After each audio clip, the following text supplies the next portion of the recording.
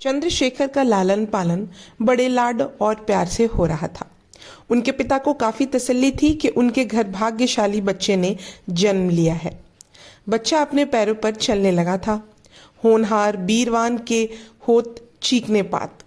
इस कहावत को चरितार्थ करते हुए चंद्रशेखर ने अपनी उम्र के बच्चों के मुकाबले जल्दी चलना सीख लिया था। दौड़ने, कूदने, फांदने की क्रियाएं भी वे तेजी से करने लगे थे। भावरा में भील आदिवासी उस समय तक काफी हद तक सभ्य नागरिकों के बीच घुल मिलकर रहते थे, जबकि चंद्रशेखर की उम्र की 4-5 वर्ष की थी। यद्यपि भीलों की बस्तियां सभ्य नागरिकों की बस्तियों से अलग थी, तथापि सभ्य बस्तियों के बच्चे भीलों के बच्चों के बीच और भीलों के बच्चे सभ्य बच्चों के बीच खेलकूद में काफी घुल मिल गए थे।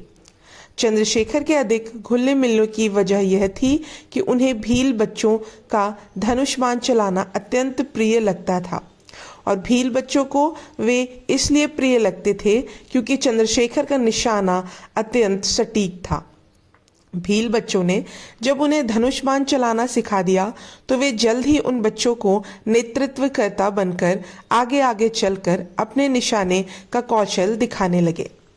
भील बच्चे उन्हें उत्साहित करते हुए पेड़ के किसी हिस्से पर निशाना अंकित करते।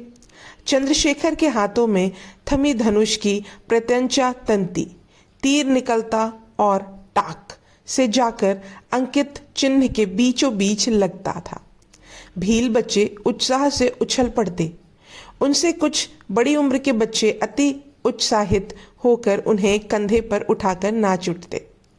पंडित सीताराम तिवारी भी कुछ समय तक उनकी ओर से नजरें फेरे रहे कि उनका पुत्र भील बच्चों के साथ क्यों खेलता कूदता है।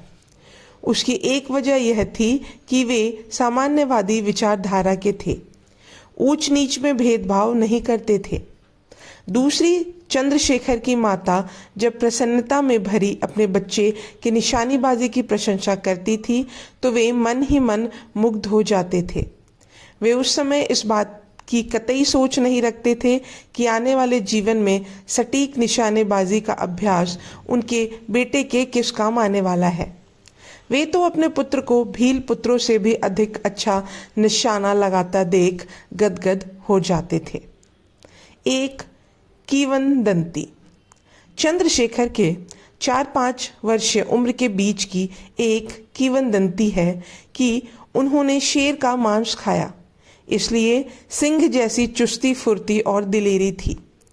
इस संबंध में कहा जाता है कि सीताराम तिवारी अच्छे खासे स्वस्थ पुत्र चंद्रशेखर को लेकर व्यर्थ ही चिंता जताते रहते थे कि पुत्र शारीरिक रूप से कमजोर है। ऐसी चिंता जताने की वजह यह थी कि वे उससे पूर्व 4 संतानें खो चुके थे, इसलिए चंद्रशेखर को लेकर व्यर्थ ही चिंतित रहते थे।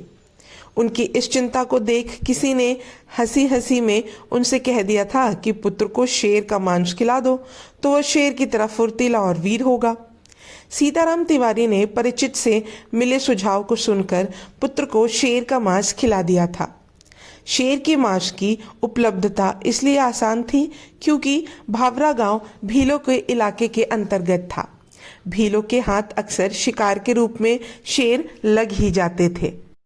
इस संबंध में यह भी माना जाता है कि भील बच्चों के साथ खेलते कूदते उनके साथ खान पान में शामिल होने वाले चंद्रशेखर ने किसी दिन शेर का मांस खा लिया हो, आकर उनके पिता से जिक्र किया हो कि उनके बेटे ने शेर का मांस खा लिया है।